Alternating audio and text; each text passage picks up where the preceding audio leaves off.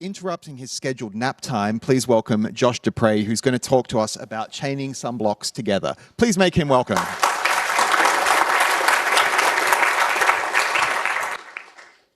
Good morning, freedom lovers. So as Chris mentioned, I'm Josh, and about my journey here, just to summarize it, I left Sydney on Saturday afternoon due to a combination of delays, slow security, passport control, and then last night's flight being delayed. I got here at about 4:30 in the morning. I wasn't the only one. Benno and a few others were on the same flight. So if you see a few of us around like looking like zombies, this might be why. Thankfully, we were led into Bishop Julius Hall, and we actually got a couple hours sleep, but here we are. So what am I? I'm here to talk to you, and this is going to be great. Like, hopefully, my sleep deprivation is not going to kick in too much, and this won't go too far off the rails. But if it does, you know why. Other things that I need to preface this talk. I'm employed by Google. I'm not actually talking on behalf of Google in any way. This project that I'm going to be talking about is a spare time project of mine. It's open source. You can go to github.com/google/shenzhengo and read all about it. And there was something else I was going to mention on this slide, but we'll get to. I'll figure that out once we get into it. Okay, so what is this project? I had a couple of things that I wanted to accomplish. A couple of years ago, I said I'd give a talk at the Games and Foss mini-conf. So I thought I'd better have something to talk about then. And then, once I've made something, I should build it into something bigger later on. So that's more or less what I set out to accomplish, and I did. I figured that the easiest and simplest thing would be a programming language with its own IDE. And let's not make a native IDE. Let's make it with HTML, JavaScript, and so on. But we're not going to actually write JavaScript. I'm going to write in Go because I'm big on Go, really big on Go. I've been big on Go for the last 3 or 4 years now. Hey, I have a favorite. I'm not afraid to play my favorite. And not only is my programming language going to be written in Go, it's going to be essentially based on Go, so it's going to be very Go-like. It's going to integrate with Go, just Go everywhere. And it's called Shenzhen Go because it was inspired by a game called Shenzhen.io. And so I thought, I'll take the basic concepts from the game and the Go language, and I'll smush them together. And this is simple, right? How hard could this project possibly be to implement? The key concepts that I actually wanted to implement were, the first concept was you want to draw some diagrams, but also write some code. So on the diagram side, you take some blocks and you chain them together with some channels, and huzzah, that's your program. The top one executes, it sends some messages down to the second one, and that executes. And you can compose these things to make fairly complicated stuff. So here's one of the more complicated example programs that I ended up finishing. It's a HTTP server that serves Mandelbrot fractals, caches them, produces metrics that you can scrape with Prometheus, logs errors, all sorts of things. And on this slide, I'll also point out that, so on the left side, we have the diagram type view of the world. On the right side, we have code or configuration of nodes. And so this sort of dual world is very prominent. It's first class. The second concept I wanted was to generate Go code. So Shenzhen Go programs in, Go programs out. Again, playing favorites entirely. I also wanted it to produce readable Go and code that could be consumed by regular Go, so you could call functions and vice versa. So how far, oh yeah. And everything is a Go concept. This is handy for trying to explain what's going on, because if anyone knows Go, they can just go, oh yeah, here's a bunch of Go routines and they're connected together with channels. Or if you don't know Go, you could think of them as just processes in the sort of operating system sense, I guess, and pipes. But instead of just text or whatever, you can use types from the Go type system. Okay. And another inspiration for where this came from was watching Rob Pike's talk. He has these pictures of gophers that were drawn on his slides. And so one of the advantages of this view of the world is you can essentially replace the gophers by rectangles and their relationships to one another with arrows, and you've basically got a very similar looking program. Other things that you can do in this Go-generated world are things like you can just tune a knob and get n copies of something running concurrently. Simply by chaining multiple things together, you get a factory line optimization where the first process finishes processing a piece of data, passes on to the second one, and the second one doesn't have to wait until all the data has been processed by the first one. It can start working on the one that it just got. I will demo, but I did want to keep plowing on, so we'll probably come back to this. So why did I actually do all this project? It seems like a lot of work, and it was. I've been working on this in my spare time since the very end of 2016. Reason number one, workaholism. This is probably not a very healthy GitHub contribution chart. You'll notice there's a lot of quite a few dark squares on Saturday and Sunday. There's also sort of a crescendo up to June, July, when there's a huge number of commits that I made, and then I sort of go silent for the last 6 months. For those of you who know, who follow the open source conference circuit, you may recognize July as being OzCon, where I gave my last talk about this project. So yes, I was frantically implementing probably 60% of the features that are present in the project today in the 2 weeks before.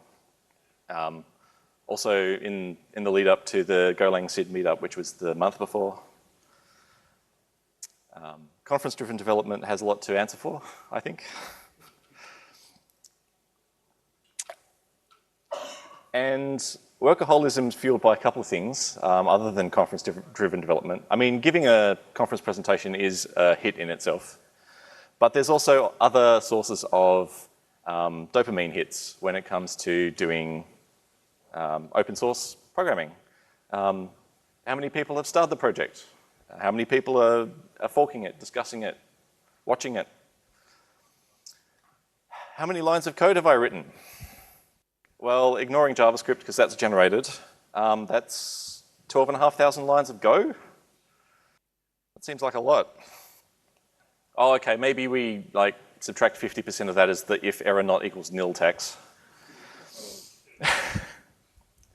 So that's still 6,500 lines of Go. It's not a trivial amount of code. Another thing that happened was I hit roadblocks in a project at work. And so I wasn't getting as much code done. I wanted to continue doing code very much. I love coding. But when a project sort of runs into a sort of standstill and lots of people are discussing the reasons for why a project should be running or not and that kind of thing, you don't get a lot of work done. So my extra code is not being scratched at work. I'm sure as hell doing it at home. And finally, stubbornly pursuing challenging ideas. I definitely did this project the hard way. Writing a user interface in Go for JS is fine, but it's not the same first-class use of the document object model in HTML as you would have if I had started in something like React or some other JavaScript framework. I wanted to try and use gRPC to talk between the components of the project. And this introduced some interesting things like relying on little-known packages for generating the stub code that would work in this particular frame of the world, of having a Go4JS project talking to a regular Go project. And then there was the other stubborn idea I had a month and a half before OSCON. So coming back to the sort of diagram approach, if the rectangles are Go routines and the arrows are channels, in Go, the channels have to have a type, right? And they're not covariant in any way, they're not generic in any way. So if I have something that produces, say, ints, and I want it to send the ints to something that says it accepts anything, that's fine if they're just regular function arguments. But because these are channels, the two channel types don't agree. To get around this, I implemented a form of generics where you could say, okay, just accept any type, not like empty interface or anything, but something that'll fill in later on. And doing this led me to write 1,000 lines of Go that basically hijacked the Go syntax parser, and it would mangle some Go that it generates, feed it into this parser, do some generic work, unmangle it, and then produce the output. So anyway, I came a long way with this project, and everywhere I sort of go, for instance, the Go SID meetup, I run into a few people who are interested and always keen to see how this thing's going on. But I have not yet managed to crack getting other people contributing to it. And maybe, I have a few theories about this. One theory is that maybe people recognize this as my spare time project that I get my dopamine hits from, and if they start contributing to it, they'll be subtracting those hits away from me. Another angle, I think, is that I'm just not a very good community manager, right? I pointed people at Slack, and I have not looked at Slack. I hate Slack. Slack is a fine tool, I'm sure, but I just don't look at it. A third thing is maybe the project needs a different angle. Like maybe people are still interested in their solely text-based programming environment, and they don't see the value in like, or maybe they're thinking of some other visual programming environments when they see this and go, oh, that's nice, but it's not really for me. That's fair. But maybe it needs something completely different like machine learning. I think that could be interesting to integrate. Yeah. And so before I get back to, say, demonstrating what I've done, I have a list of future work, and again, some of these are easier than others. So if I...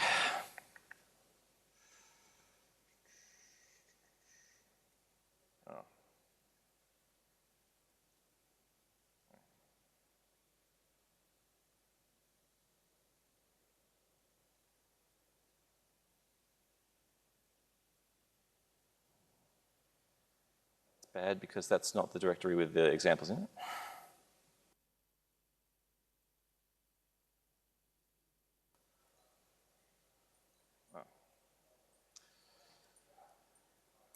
One of the disadvantages of being sleep deprived is that even though I've done this a million times before, I still choke at the terminal.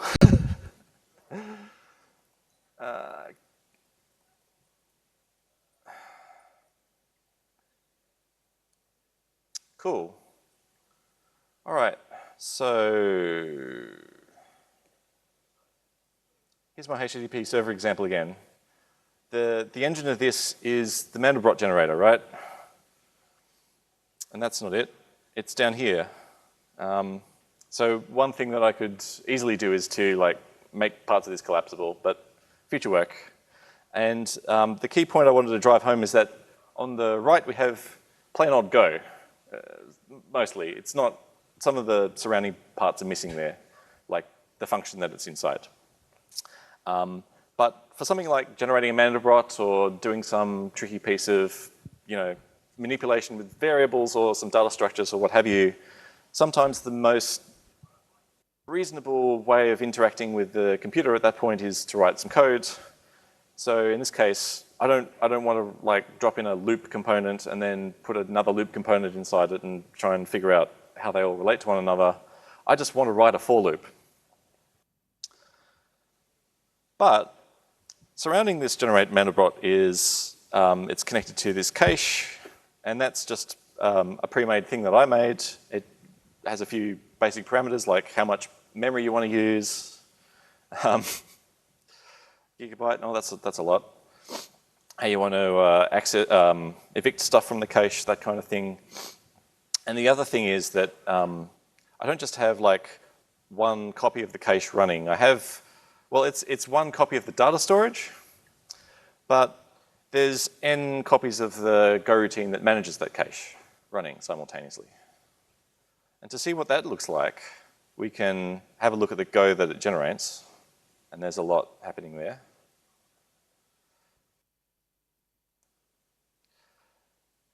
But this cache is this function here. With this, now this is unreadable. I need to tidy that up. But it generates this instance of a cache specialized to the type of the data that it's getting. So it has to embed all the code currently. And it's fine. But it, again, yeah, complicated. So having all that wrapped up in a component that you can just drag on is worthwhile.